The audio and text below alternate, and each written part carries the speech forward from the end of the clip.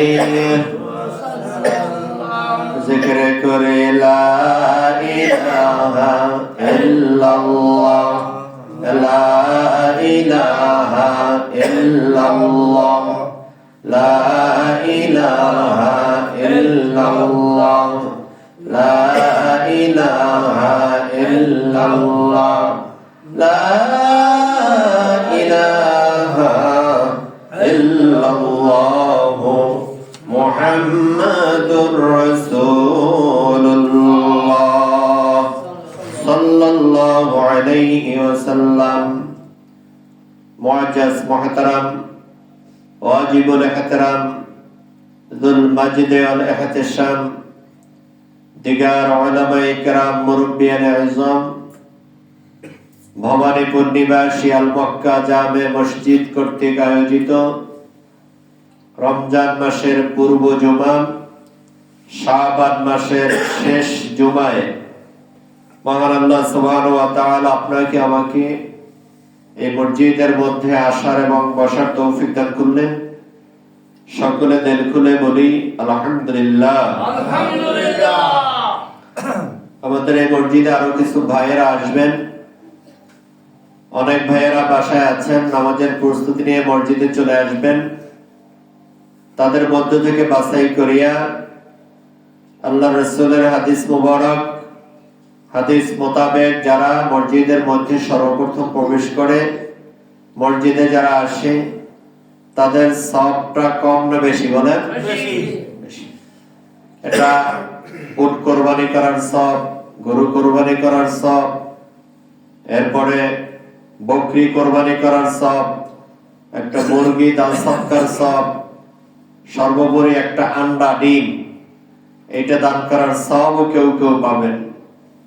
সুতরাং আল্লাহ আমাদেরকে যথাসময়ে মসজিদে আসার তৌফিক দান করছেন। আল্লাহ মুমিন মুসলমান বানাইয়া আখিরি জামানার নবী পয়গম্বর হযরতে মুহাম্মদুর রাসূলুল্লাহ সাল্লাল্লাহু আলাইহি ওয়াসাল্লামের উম্মত হিসেবে আল্লাহ আমাদেরকে কবুল করেছেন, আল্লাহ আমাদেরকে লিপিবদ্ধ করেছেন। সকলে দিল খুলে আরেকবার জোরে সোরে বলি আলহামদুলিল্লাহ। আলহামদুলিল্লাহ। আজকের জুমার নামাজের আলোচনার বিষয় হলো কিয়ামতের অবস্থা। আজকের জুমার আলোচনার বিষয় কি? কিয়ামতের অবস্থা। আপনারা আমার সাথে একটু উত্তর দিবেন। আজকের জুমার নামাজের আলোচনার বিষয় হচ্ছে কিয়ামতের অবস্থা। এ সম্পর্কে কোরআন শরীফের একটা আয়াত এখানে দেওয়া আছে। আয়াতের আলোকে তিনখান হাদিস দেওয়া আছে। আল্লাহ যদি তৌফিক দান করে এই তিনখান হাদিসের অনুবাদ এবং কোরআন শরীফের আয়াতের আলোকে কিছু আলোচনা করার এবং আমলের নিয়তে শোনার তৌফিক যেন আল্লাহ আমাদেরকে দান করে, সবাই বলি আল্লাহুম্মা আমিন। আল্লাহুম্মা আমিন। আউযু বিল্লাহি মিনাশ শাইতানির রাজীম। আল্লাহ রাব্বুল আলামিন কোরআন শরীফের মধ্যে ইরশাদ করেছেন, ওমান আ'রাদা আন যিকরি ফাইন্না লাহু মাঈশাতান দানকা ওয়া নাহশুরুহু ইয়াওমাল কিয়ামাতি আ'মা ক্বালা রাব্বি লিমা হাশারতানি আ'মা وقد كنت بصيرا। আল্লাহ জানায় দিলেন, ও দুনিয়ার মানুষেরা তোমরা একটু স্মরণ করো। আল্লাহ বলেন, দুনিয়ার মানুষ আমার নিয়ামত খেয়ে বাঁচে থাকে, নিয়ামত খেয়ে বেঁচে থাকে। এই নিয়ামত খাওয়ার পরে যে সকল বান্দারা আমার নাম, আল্লাহর নাম স্মরণ করে না,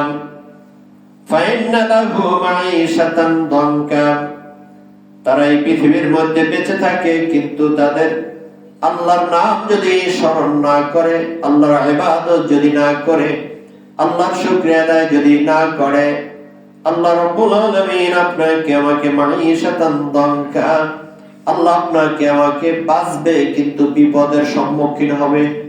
কিসের সম্মুখীন? বিপদের সম্মুখীন। বিপদ তাকে চেয়ে ফেলবে। আল্লাহ আপনাকে আমাকে নিয়ামত রাজি দিয়েছেন, আল্লাহ ভালো করে জানেন, আপনার আকল ভালো করে জানেন। আমার আল্লাহ আমাকে বানাইলেন, আল্লাহকে বানাবার পর আল্লাহ কিছু চায় না, আল্লাহ চায় আমার ইবাদত করো, গোলামি করো, নামাজ আদায় করো। তোমাকে যে আমি রিজিক দিয়েছি ওই রিজিক তুমি খাবা, ওখান থেকে কিছু দান করবা। এই সকল কাজ যারা না করে নাহশুরুহু, আমি আল্লাহ ওই সকল লোকদেরকে বিপদ দিয়ে ঢেকে ফেলি। কি দিয়ে ঢেকে ফেলে? বিপদ দিয়া। ওয়ানাহশুরু ইয়াওমাল কিয়ামাতি আমা, শুধুমাত্র তাই না, ওই সকল লোক যখন মারা যাবে, ইন্তেকাল করবে, ইন্তেকালের পরে কবর থেকে আল্লাহ তাদেরকে উঠাবেন অন্ধ করে। আল্লাহ তাদেরকে উঠাইবেন কি করে? অন্ধ করে। অন্ধ করে। আমাদের চোখ আছে, অন্ধ করে উঠাবেন। যে সকল লোকদের দুনিয়ায় চোখ ছিল না তাদের অন্ধ করে উঠাবে, সেটা বলা হয় নাই। বলা হয়েছে যাদের দুনিয়ায় চক্ষু ছিল তাদেরকে আল্লাহ অন্ধ করে উঠাবেন। এই জন্য আল্লাহ অন্ধ করে উঠাবেন। যখন তাকে অন্ধ করে উঠানো হবে, কিয়ামতের ময়দানে আল্লাহর কাছে বান্দা জিজ্ঞাসা করবে, ক্বালা রাব্বি লিমা হাশারতানি আ'মা, আল্লাহ আমার তো দুনিয়ায় সুন্দর করে দুইটা চক্ষু আমার ছিল, কিন্তু চক্ষু থাকার পরেও তুমি আল্লাহ আমার ইন্তেকালের পরে কিয়ামতের ময়দানে আমাকে চক্ষু ছাড়া অন্ধ করে কেন উঠালা? প্রশ্ন করবে আল্লাহর কাছে। কি বলবে? আল্লাহ তুমি আমাকে কেন অন্ধ করে উঠাইলা? قال لما حشرتني قال ربي لما حشرتني أعمى, আল্লাহ গো তুমি আমাকে কেন অন্ধ করে উঠাইলা? وقد كنت بصيرا, আমি তো পৃথিবীর মধ্যে চক্ষুওয়ালা ছিলাম। পৃথিবীর মধ্যে আমি কি ওয়ালা ছিলাম? আমি তো চোখে দেখতাম। বান্দা নিজে নিজে বলবে وقد كنت بصيرا, ও আল্লাহ দুনিয়ার মধ্যে আমার চক্ষু ছিল, আমি চোখ দিয়ে দেখতাম, কিন্তু এখন আমার সেই চোখ গেল কোথায়? কেন আমার অন্ধ করে উঠাইলা? আল্লাহ জানায় দেয়, قال كذلك آتتك آياتنا فنسيتها, আমার আল্লাহ রাব্বুল আলামিন জানায় দিবেন, ও আমার বান্দারা, দুনিয়ায় তোমারে আমি পাঠাইছিলাম, তোমারে আমি বলছি তুমি আল্লাহর জিকির করবা। কার জিকির করব? কার জিকির করব বলেন? আল্লাহ। জিকির বলতে বোঝানো হয়েছে তুমি নামাজ পড়তে গেছো, ইনকাম করতে গেছো, চাকরি করতে গেছো, যখন যেখানে যে অবস্থায় থাকো স্মরণ করবা আমার আল্লাহকে, মনে করবা আল্লাহকে। তুমি ঘুমিয়ে গেছো, স্মরণ করবা আল্লাহকে, আল্লাহ আমি তো ঘুমিয়ে গেলাম, এই ঘুম থেকে তুমি ইচ্ছা করলে আমারে জাগাইতেও পারো, মারতেও পারো। আমি যদি রিজিক কামাই করতে যাই, চাকরিতে যাই, মনে করতে হবে আল্লাহ গো তুমি আমারে হালাল খাওয়াও, হারামের মধ্যে আমাকে প্রবেশ করায়ও না। এই সকল বিষয়গুলোকে বলা হয় জিকির। আল্লাহ বলেন দুনিয়ার মধ্যে তোমাকে আমি দুইটা চক্ষু দিয়েছিলাম, তোমাকে একটা অন্তর চক্ষু দিয়েছিলাম, আকল দিয়েছিলাম, জ্ঞান দিয়েছিলাম, কিন্তু আকল জ্ঞান দিয়া কাযালিকা তাতকা আয়াতুনা ফানাসিতাহা ওয়া কাযালিকা আল-ইয়াওমা তুনসা, পৃথিবীর মধ্যে তুমি আমাকে স্মরণ করো নাই, তুমি আমারে ভুলেছিলা। তুমি আমার কি করছো? ভুলেছিলাম। দুনিয়ার নিয়ামত রাজি চাকচিক্য দেখা তুমি আমাকে ভুলে গেছো। তুমি আমাকে কি করছো? ভুলে গেছো। আর আমি আল্লাহ রাব্বুল আলামিন ওয়া কাযালিকা আল-ইয়াওমা তুনসা, তোমার যে দুইটা চক্ষু ছিল এইটা আজকে আমি আল্লাহ ভুলে গেছি। জোরে বলুন সুবহানাল্লাহ।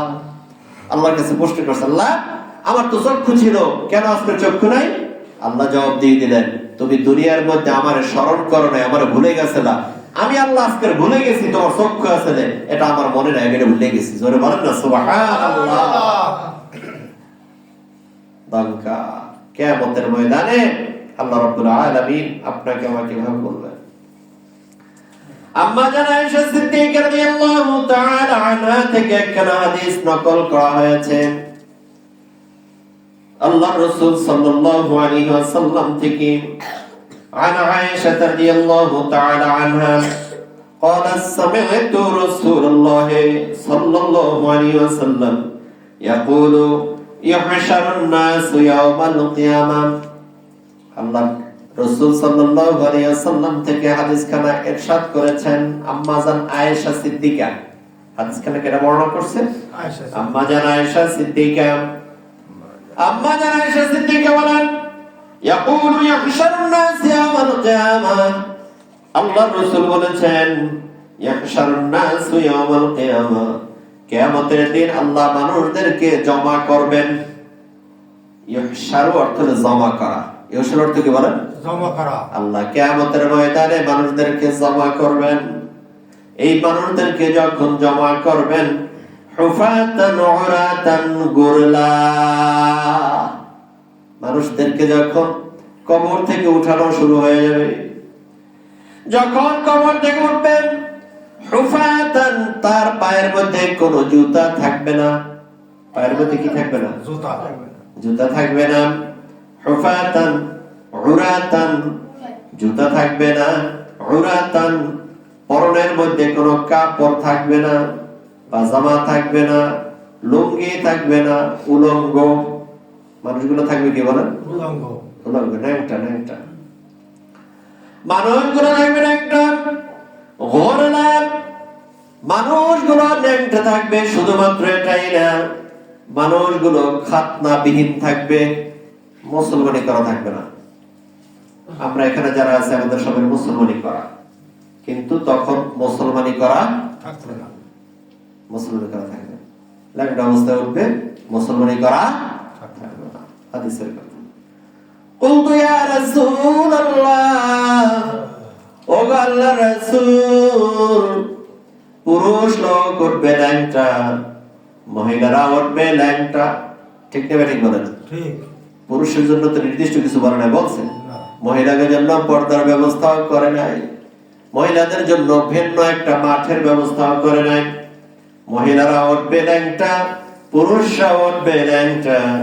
আর রিজালু ওয়ান নিসাউ জামিআ। তারপর আল্লাহর রাসূলের কাছে আম্মা জান আয়েশা সিদ্দিকা জিজ্ঞাসা করেছে, ইয়া রাসূলুল্লাহ, মহিলা পুরুষ কি এক জায়গায় উঠবে? আর রিজাল ওয়ান নিসা, রিজাল এবং নিসা, পুরুষ এবং মহিলা দুই দল কি জামিআ, তারা কি উভয় মাঠের মধ্যে উঠবে? কয় হ্যাঁ। ইয়ানজুরু বা'দুহুম ইলা বা'দ, তাহলে হুজুর একজনের তার একজনের দিকে তাকাইবেন, একজনের দিকে তাকাইবে না? মহিলারা পুরুষের দিকে তাকাবে। ইয়ানজুর অর্থ দেখবে, বা'দুহুম ইলা বা'দ, একজনের একজনের দিকে তাকাবে। ফাকালা ইয়া আয়েশা, আল্লাহর রাসূল বললেন, ও আয়েশা, আল আমরু আশাদ্দু মিন আইয়ানজুরা বা'দুহুম ইলা বা'দ। ওই সময় মানুষগুলোর মধ্যে এত বিবেকের সময় বিপদ চলে আসবে। আর আমরা ওই সময় বিষয়টা সাধ্যর, একজন মানুষ আর একজনের দিকে তাকাইবে, তাকানোর পর তার শরীরের মধ্যে একটু খারাপ নজর যে আসবে, এই খারাপ নজরের চেয়ে তার শরীরের মধ্যে বিপদের বিপদের বিপদের বালা মুসিবত থাকবে আরো বেশি। জোরে বলেন সুবহানাল্লাহ। আসাদ্দুন, কঠিন, অন্তরের মধ্যে দেখবে করে তার চেয়ে কঠিন বিপদ আছে। তার চেয়ে কি বিপদ আছে? কঠিন বিপদ। কঠিন বিপদ আছে। বাইরা বন্ধুরা আমার, আসাদ্দু মিন আইয়ানজুরা বা'দুহুম ইলা বা'দ, একজন আরেকজনের দিকে তাকাইবে, তাকানোর মতো হুঁশ তার থাকবে না, তাকানোর মতো হুঁশ তার থাকবে না। আইয়ানজুরা বা'দুহুম ইলা বা'দ, বুখারী শরীফের হাদিসের মধ্যে এসেছে, একজন আরেকজনের দিকে তাকাইবে, কিন্তু তাকানোর মতো হুঁশ তার থাকবে না। আল্লাহ রাসূল সাল্লাল্লাহু আলাইহি ওয়াসাল্লাম বলেন, কিয়ামতের ময়দানে আল্লাহ তাআলা মানুষদেরকে জমায়েত করবেন। কিয়ামতের ময়দানে হিসাব নিকাশ শুরু হওয়ার আগেই 50,000 বছর চলে যাবে। হিসাব নিকাশ শুরু হওয়ার আগে কয় বছর চলে যাবে? 50,000 বছর। হিসাব নিকাশ শুরু হওয়ার আগে 50,000 বছর চলে যাবে। মানুষগুলো উঠলো উলঙ্গ, ন্যাংটা, তার শরীরের মধ্যে নাই জুতা, নাই মোজা, নাই কাপড়, খতনাবিহীন, পড়ছি না? এই অবস্থায় ওঠার পরে শরীরের মধ্যে মানুষের উপরে আল্লাহ রাব্বুল আলামিন সূর্যটারে কাছে নিয়ে আসবেন। সূর্যটারে কোথায় নিয়ে আসবেন? কাছে। সূর্যটারে কাছে নিয়ে আসবেন। সূর্যটা কত বড়? এই পৃথিবীর যত বড় আছে, এই পৃথিবীর 1 নয় 2 নয় 100 200 না, 13 লক্ষ গুণ বড়।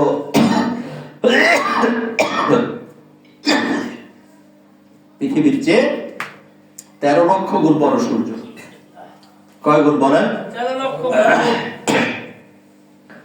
জিকির করে লা ইলাহা ইল্লাল্লাহ, লা ইলাহা ইল্লাল্লাহ, লা ইলাহা ইল্লাল্লাহ, লা ইলাহা ইল্লাল্লাহ, লা ইলাহা ইল্লাল্লাহ, লা ইলাহা ইল্লাল্লাহ মুহাম্মাদুর রাসূলুল্লাহ।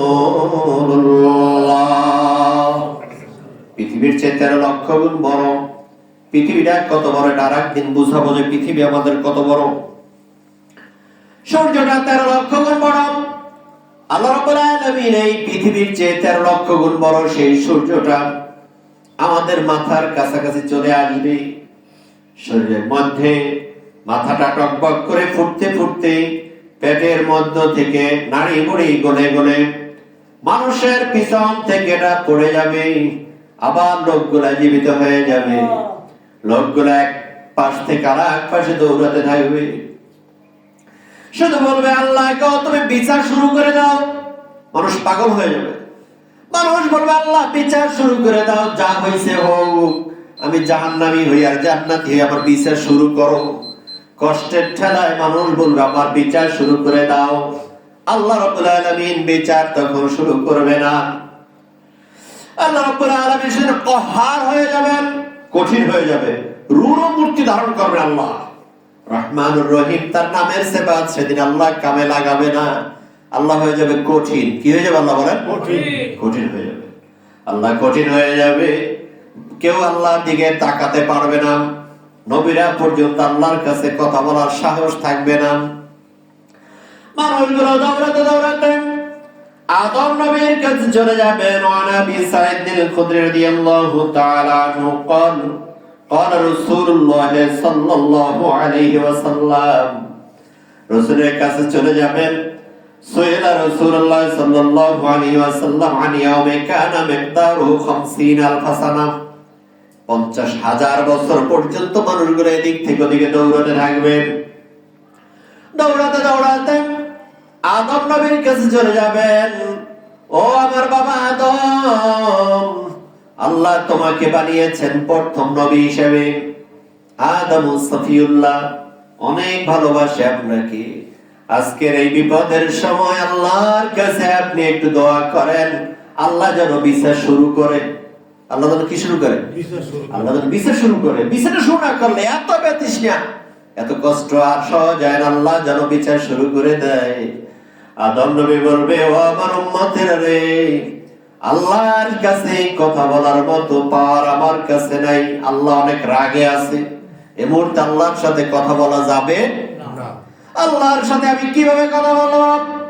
আল্লাহ আমারে জান্নাত দিয়েছিলেন, জান্নাতের মধ্যে আল্লাহ বলেছেন লা তাকরাবা হাদিহি শাজারা ফাতাকুনা মিনাল যালিমিন। ও আদম, জান্নাতের মধ্যে তুমি থাকবা, খাবা, কোনো সমস্যা নাই, কিন্তু এই গাছটার কাছেও যাবা না। আল্লাহ রাব্বুল আলামিনের এই হুকুমটা আমি পুরোপুরি পালন করতে পারি না। পুরোপুরি পালন করতে পারি না। ডাকা দেওয়া হয়েছে, আমি ভুলে গেছিলাম। আদম নবী বলবেন ভুলে গেছিলাম, আল্লাহ যে আমারে কইছে ওর পাশে যাবা না, কিন্তু এই কথাটা আমি কি করছি বলেন? ভুলে গেছি। এই জন্য আমরাও ভুলে যাই, এখানে ভুলে যাই, যা কিছু বলি ভুলে যাব। আল্লাহর নবী আদম বলবেন ভুলে গেছিলাম। এই জন্য আমি আজকের আল্লাহর কাছে বলবো, সেই সাহস বা ক্ষমতা অথবা পাওয়ার একটাও আমার নাই। অলওয়েজ আদম নবী বলবে একটা কাজ করতে পারো কি? আমার পরে একজন নবী এই পৃথিবীতে আসছেন, যার নাম হলো হযরত নূহ আলাইহিস সালাম, যাকে আদমে সানি বলা হয়। যাকে আদমে কি বলা হয়? দ্বিতীয় আদম বলা হয়। তাকে কি বলা হয় বলেন? দ্বিতীয় আদম। আমার কথা বুঝতে কষ্ট হয় আপনাদের? না। আদমে সানি হযরত নূহ আলাইহিস সালামের কাছে যাও। তিনি হচ্ছেন আল্লাহর প্রেরিত একজন রাসূল। তার কাছে যাও, তিনি তোমাদের জন্য আল্লাহর কাছে বলতে পারবেন। যাবে নূহ আলাইহিস সালামের কাছে। নূহ নবী বলবেন, এই মুহূর্তে আল্লাহর সাথে কথা বলার মতো শক্তি বা ক্ষমতা একটা আমার নাই, আমার ভয় করে আল্লাহর কাছে যেতে পারবো না। আল্লাহ রাব্বুল আলামিন, আমি আমার সন্তান কেনানের জন্য আল্লাহর কাছে সুপারিশ করছিলাম। আল্লাহ বলছিল তুমি তোমার সন্তানের জন্য সুপারিশ করতে পারবা না, ওই সন্তান ঈমানদার না, ওই সন্তান হলো বেঈমান, আর বেঈমান কখনো তোমার সন্তান হতে পারে না।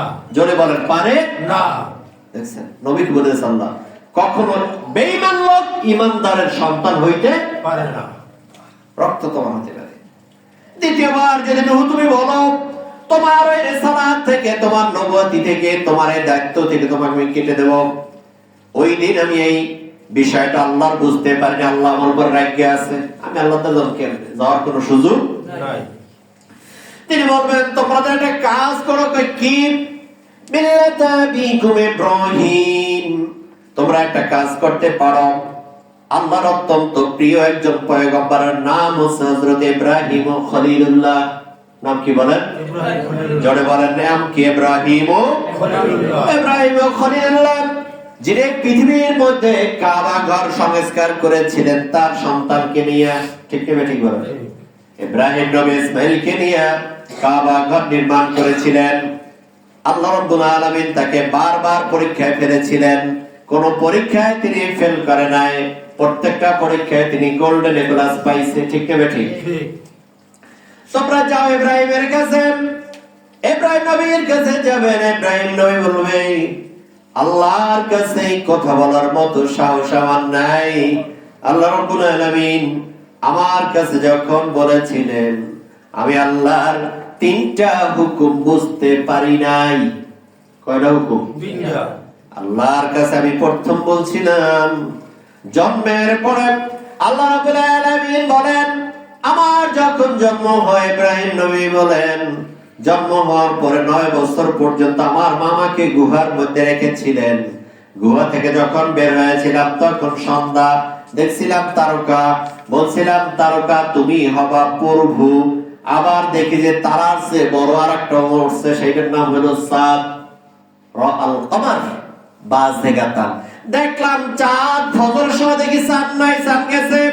আবার দেখি সকালবেলা পূর্ব দিক দিয়ে একটা বড় সূর্য উঠলো, অনেক বড়, পৃথিবীর চেয়ে বড়, 1 নয় 2 নয় 13 লক্ষ গুণ বড়। কয় গুণ? আরে বলেন না, কয় গুণ? 13 লক্ষ গুণ। যেমন তেমন না, এই পৃথিবীর চেয়ে কত লক্ষ গুণ বড়? 13 লক্ষ। 13 লক্ষ গুণ বড়। ওই সূর্যটা সকালবেলা যখন উঠলো, ইব্রাহিম নবী বললেন এইটাই হচ্ছে মনে হয় আমার প্রভু। আবার দেখলাম সন্ধ্যার সময় সূর্যটা ডুবে গেল, তখন আমার মধ্যে একটা বিবেক জাগ্রত হলো। আমি বললাম ইন্নী ওয়াজ্জাতু ওয়াজহিয়া লিল্লাযী ফাতারাস সামাওয়াতি ওয়াল আরদা হানিফা ওয়া মা আনা মিনাল মুশরিকিন। জোরে একবার বলা যাবে কি সুবহানাল্লাহ? ইব্রাহিম নবী বললেন আমি প্রথম তারারে বলছিলাম পূর্ব, তারপর চন্দ্ররে বলছিলাম পূর্ব, তারপর সূর্যরে বলছিলাম পূর্ব। কয়বার? 3 বার। 3 বার ছিল। আমি 3 বার বলছি, আসলে তার একটা হইতে পারে না। ইন্নী ওয়াজ্জাহতু আল্লাহ, আমি তোমার দিকে মুখ ফিরাইলাম, আমি মুশরিক হইতে চাই না। ওয়াজহিয়া লিল্লাযী ফাতারাস সামাওয়াতি ওয়াল আরদা হানিফা, একনিষ্ঠই পৃথিবী আসমান জমিন যিনি বানিয়েছেন আমি তার উপর ঈমান আনলাম। জোরে বলেন সুবহানাল্লাহ। বুঝ হয়ে গেছে। সুতরাং এই 3টা জিনিস আমি না বুঝে বলছিলাম, আমি আল্লাহর কাছে আমি কোন মুখে বলবো তোমাদের জন্য, আমি পারবো না। একটা কাজ করতে পারো, কি? এই আজকে হাদিস কিন্তু সম্পূর্ণ ইশরা'লানা ইলা রাব্বিকা ফায়াকুলু লাস্তু লাহা ওয়ালাকিন আলাইকুম বিইব্রাহিমা ফাইন্নাহু খলিলুর রহমান। ফায়াতুনা ইব্রাহিম, তারা আসবে ইব্রাহিমের কাছে, ফায়াকুলু, তিনি বলবেন লাস্তু লাহা, আল্লাহর কাছে যাওয়ার মতো ক্ষমতা বা পাওয়ার আমার নাই। এরপর এই ব্যাখ্যাগুলো তো বললাম। ওয়ালাকিন আলাইকুম বিমূসা, তোমাদের একটা কথা বলি, তোমরা যাইতে পারো মুসার কাছে। কার কাছে যাবা? মুসার কাছে। মুসার কাছে কয় কে মুসা হবে কি? কয় মুসার শক্তি অনেক বেশি। আল্লাহ যত বলছে লাম তারানি, মুসা তুমি আমার দেখতে পারবে না, অত মুসা কয় না আল্লাহ তুমি আমাকে দেখা দাও। জোরে বলেন না সুবহানাল্লাহ। মুসার একটা সাহস ছিল কি বেশি, মুসার সাহস ছিল কি বলেন কেমন সাহস? সাহস আজরাইলের একটা থাবর মারছিল না, থাবর মারছিল। তো আল্লাহ রাসূল সাল্লাল্লাহু আলাইহি ওয়াসাল্লাম এর হাদিস ফায়াতুন ইব্রাহিম ফায়াকুলু লাস্তু লাহা ওয়ালাকিন আলাইকুম বিমুসা, মুসার কাছে যাও ফাইন্নাহু কালিমুল্লাহ। মুসা আল্লাহর সাথে অনেক সময় কথা কইছে, তাহলে মুসার সাথে আল্লাহর সম্পর্কটা একটু বেশি। মুসার কাছে যাও, গেছে মুসার কাছে। মুসা কয় কাজ হইবে না। ফায়াকুলু লাস্তু লাহা, আজকের আমার ক্ষমতা নাই, কারণ হলো আল্লাহ রাব্বুল আলামিন এর এই মুআজিজা আল্লাহর ইলম আমার কাছে ছিল না। আল্লাহ বুঝছে একটা জিনিস আমি বুঝতে পারি নাই, আমি একটা থাপ্পড়ে একটা কিপ্তিরে মারিয়ে ফেলাইছিলাম। জোরে বলেন না সুবহানাল্লাহ। একটা কিপ্তিরে একটা থাপ্পড়ে কি করছিলাম? মেরে ফেলছিলাম। এটা করছিলাম অন্যায় ভাবে, আমি বুঝতে পারি নাই। আল্লাহ কয় মুসা করলাটা কি? মুসা করলাটা কি? তোমার ইলম নাই, তুমি জানো না এই লোকটার মধ্যে কি আছে, সুতরাং এই অন্যায়ের কারণে আমি আল্লাহর কাছে যেতে। জোরে বলেন না একবার সুবহানাল্লাহ। একটু জোরে বলেন না সুবহানাল্লাহ।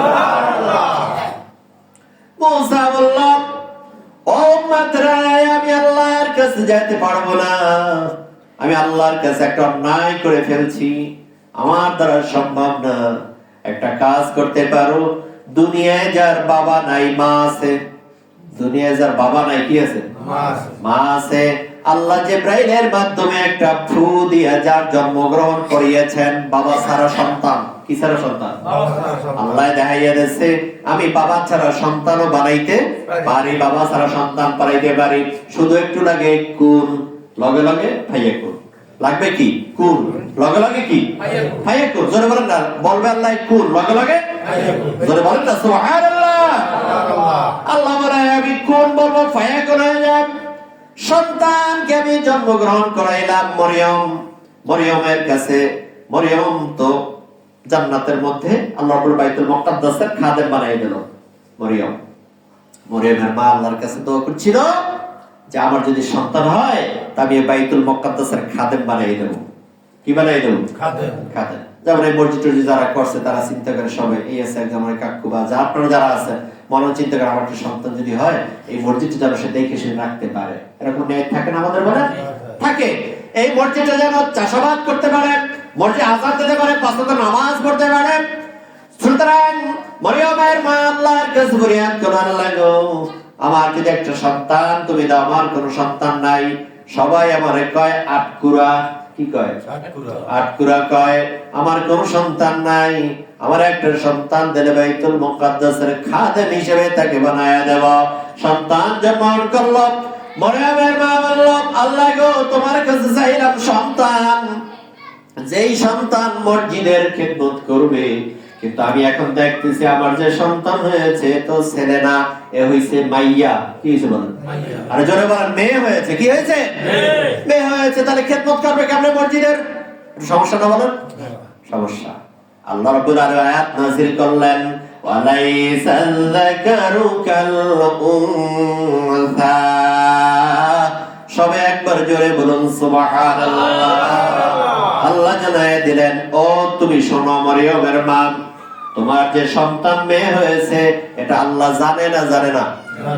মরিয়ম যে মাইয়া হইবে মরিয়মের আল্লাহ জানে না? জানে না? মরিয়ম যে মেয়ে আল্লাহ জানে, আমি এটা জানি। এই মরিয়মের যে সন্তান এটার যে সম্মান, এই মেয়ের যে সম্মান দুনিয়ায় হবে, পৃথিবীর অনেক পুরুষেরও সম্মান এত হবে না। মেয়ের যে সম্মান এর চেয়ে পুরুষদের সম্মান অনেক কম হইবে। বহু হাজার পুরুষের সম্মানের তুলনায় এই মেয়ের সম্মান আল্লাহ বাড়িয়ে দিয়েছিলেন। জোরে একবার বলুন সুবহানাল্লাহ। মানে এ দিয়ে আল্লাহ বুঝাইতে চাইলেন তুমি ইচ্ছা করলে ওই মেয়ের দ্বারা মসজিদের খেদমত করাইতে পারো। আমাদের অনেক মা বোনেরা আছে বাসা থেকে 10 টাকা 5 টাকা পাঠিয়ে দেয় শুক্রবার। মাইকে যারা শুনছেন আপনারা করবেন, মা বোনেরা পাঠিয়ে দেবেন 10 টাকা 5 টাকা 20 টাকা মসজিদে পাঠিয়ে দেবেন, আপনার খেদমত মসজিদে হয়ে যাবে। জোরে বলেন না সুবহানাল্লাহ। ঠিক না ঠিক বলেন? অনেক পুরুষ আছে বাড়িতে থাকতে পারে না, আপনি কি করবেন? জুমার নামাজের দিন আজকে তো আব্দুল্লাহর বাবা মসজিদে যায় নাই, তার বাবদ আমি 20 টাকা পাঠিয়ে দিলাম রেজাল্ট এর মাধ্যমে। সুতরাং এই টাকাটা মসজিদে চলে যাবে, এই টাকাটা মসজিদে চলে যাবে। কাকু, এই টাকাটা মসজিদে চলে যাবে। সুতরাং মেহেরবানি করে ভাইরা বন্ধুরা আমার যারা আছেন বাইরে, আপনাদেরকে বলবো মেহেরবানি করে মসজিদে জুমার দিন 5-10 টাকা পাঠিয়ে দিবেন।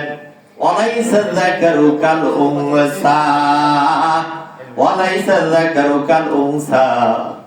বললেন যে মরিয়মের চেয়ে এমন একটা সন্তান, এই সন্তানটা অনেক পুরুষের চেয়ে বেশি সম্মানী। জোরে বলুন সুবহানাল্লাহ।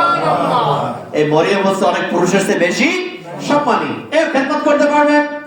আল্লাহ মরিয়মকে আবার বললেন, মরিয়ম খেদমত করতে থাকো। মরিয়ম খেদমত করতে থাকলেন। মরিয়মের কিছুদিন পরে দেখা গেল মরিয়মের সন্তান হইবে। কি হবে বলেন? মরিয়মের সন্তান হইবে। মানুষজন কানা ঘুষা করে, হায় হায় মসজিদের খাদেম হয় নাই বিয়া, আরো আসবে তো মাইয়া, হইবে কি? হইবে কি বলেন? আল্লাহ কেমন পরীক্ষা করছে বলেন। আমাদের দুনিয়া থাকলে তো মসজিদের খেদমত দূরের কথা, একবারে করে রাখবো, ওরে বাইর করে দাও, বাপ পাশাও বাইর করে দাও। তারপরে ঈসা ইবনে মারইয়াম আল্লাহ জিবরাইল করে, জিবরাইল যাও মরিয়মের মুখের মধ্যে একটু ফু দিয়ে দাও। এটা স্বপ্ন ব্যাখ্যা। আল্লাহর একটা হুকুম দিয়ে দাও, মরিয়মের মধ্যে একটা ফু দাও। আল্লাহর আদেশে মরিয়ম প্রেগন্যান্ট হয়ে যাবে, বাচ্চা হবে। এই বাবা ছাড়া বাচ্চা, যার নাম দেওয়া হলো ঈসা রুহুল্লাহ। ঈসা আলাইহিস সালাম আসলেন কোলের মধ্যে। মানুষজন অনেক কথা বলে, ও মরিয়ম তুমি কেমন মরিয়মের মরিয়ম, মসজিদের করো খেদমত, আজকে তোমার বাবা ছাড়া সন্তান দাউরামি শুরু করছো। ঠিক না ঠিক বলেন? এরকম লোক আছে না বলেন? আর বুঝতে তো পারে নাই, বড় তো স্বাভাবিক। সন্তান হয়েছে, কোনো বাবা নাই, দাউরামি শুরু করছো, মসজিদে খেদমত করো, অথচ কার সাথে কি করেছো? সুতরাং অন্তঃকোণের মধ্যে তার সন্তান, আল্লাহর কাছে তাকাইয়া তাকাইয়া চোখের পানি ঝরে। সন্তানের পক্ষ থেকে মুখ থেকে তার অর্ডার হয়ে গেল, আনা ঈসা রূহুল্লাহ। তোমরা বলতেছো এই সন্তান কার? আমি জবাব দিয়ে দিলাম, আমি হচ্ছি আল্লাহর সন্তান। সুবহানাল্লাহ। ঈসা রূহুল্লাহ জবাব দিয়ে দিল, আমি হচ্ছি কার সন্তান? আল্লাহর সন্তান। ঈসা রূহুল্লাহ, আনা ঈসা রূহুল্লাহ, আল্লাহর অনুমতিতে আমি আসছি, আল্লাহ আমাকে পাঠিয়েছেন, আমি হচ্ছি আল্লাহর সন্তান। এখন যেই সন্তান হইছে, এখন খ্রিস্টানরা কয় আল্লাহ সন্তান। কার সন্তান বলেন? আল্লাহ। আল্লাহর সন্তান। এর তো পাওয়ার রাজ্যের, এরকম কিছু উল্টো কথা। এখনকার এর পাওয়ার কি বলেন? অনেক পাওয়ার। এরা করছে কি? এরা আল্লাহ রাব্বুল আলামিনকে বাদ দিয়া ঈসাকে খোদা মারিয়া আল্লাহর সন্তান, আল্লাহর ছেলে। এখনকার এরা কিনা?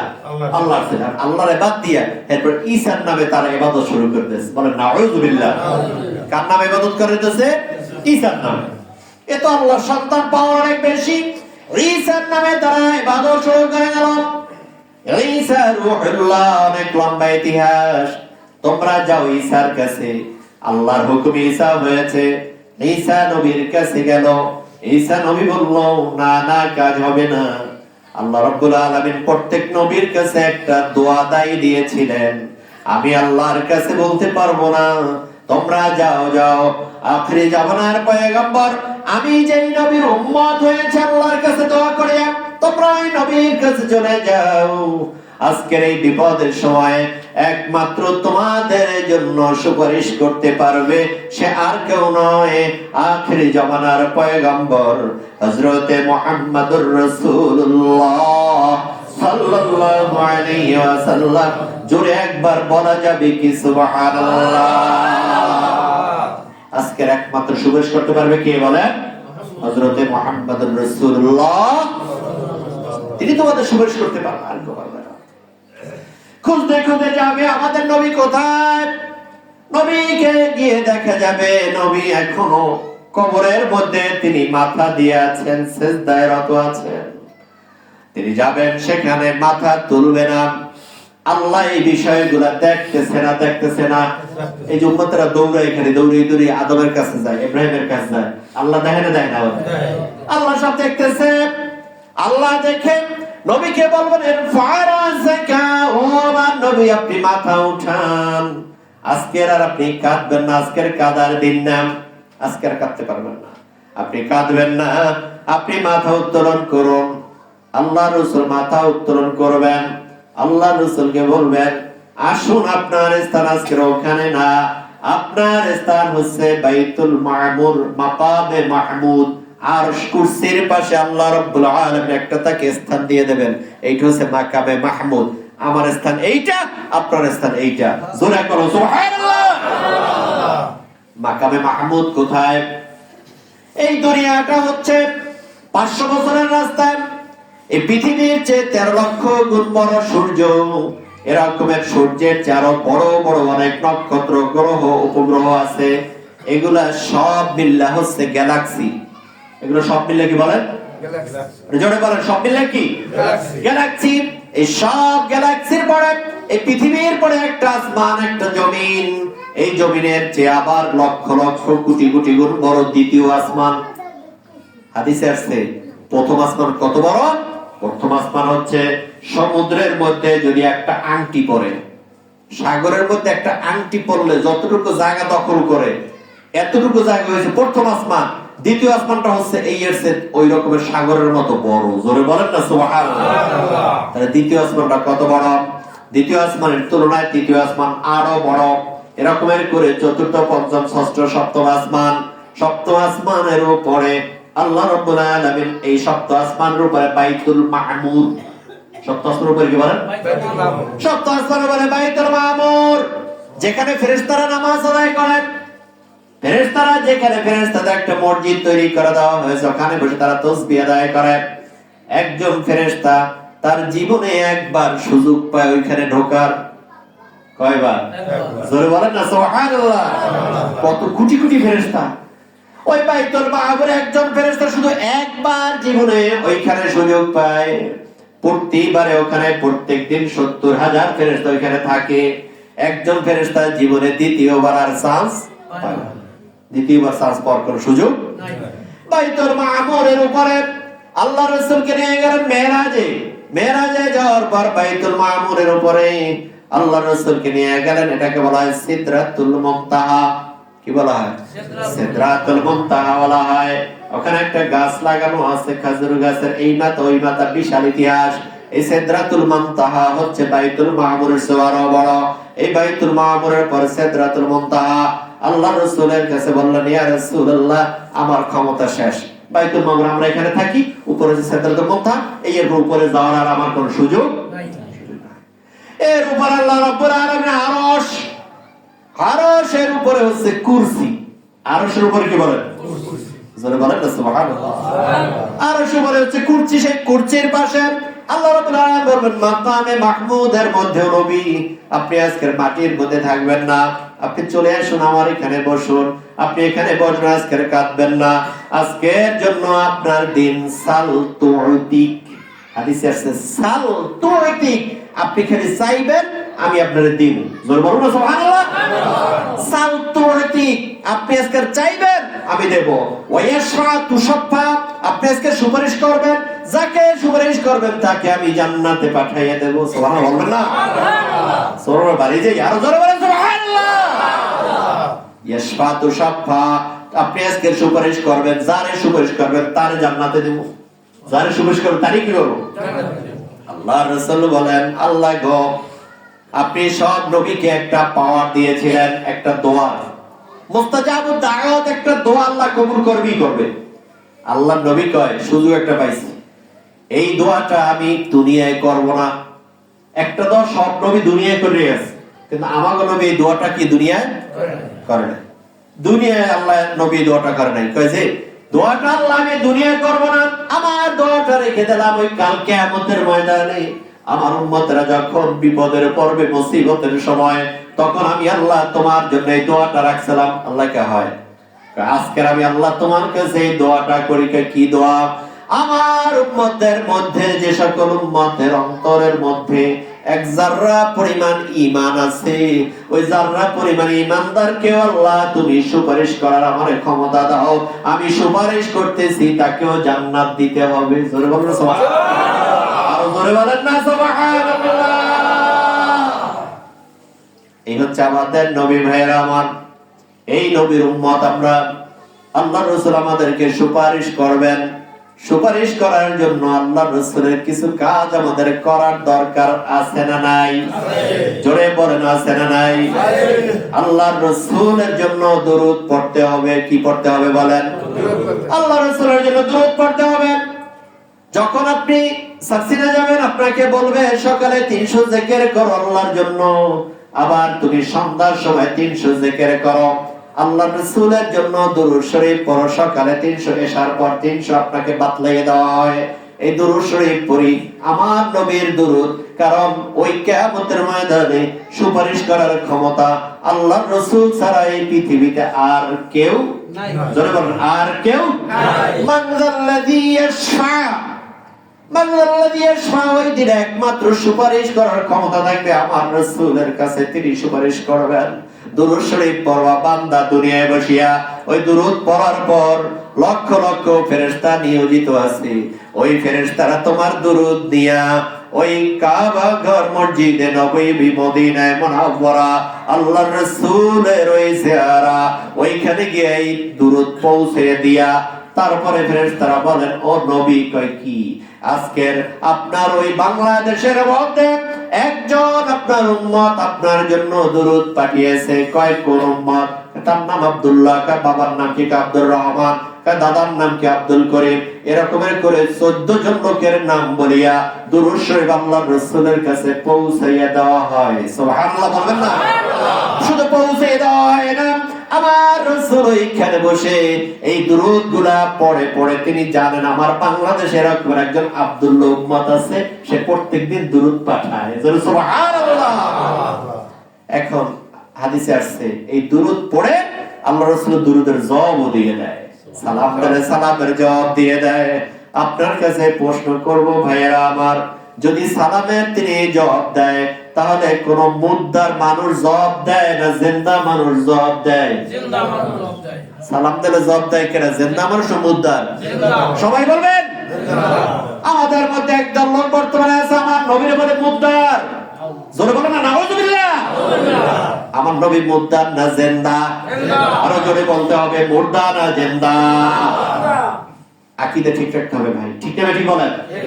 আমার নবী জিন্দা, জিন্দা নবী। সালাম দিলে জবাব দেয়, ওখানে বসে আমাদের কান নাই, আমরা শুনতে পাই না, ঠিক না ঠিক বলেন? অন্তরটা শীতল হয়ে যায় যারা গেছে, এই যারা গেছে আরো যারা যাইবে। দোয়া করেন আল্লাহ যেন আমাদেরকেও যাওয়ার তৌফিক দেয়, বলি আমিন। দোয়া করবেন না সবাই? সবার জন্য দোয়া করবেন আল্লাহ যেন আমাদের সকলকে ওইখানে একটু যাওয়ার একটু তৌফিক দান করে, বলি আমিন। যারা গেছে শুনছি একটাই যে ওখানে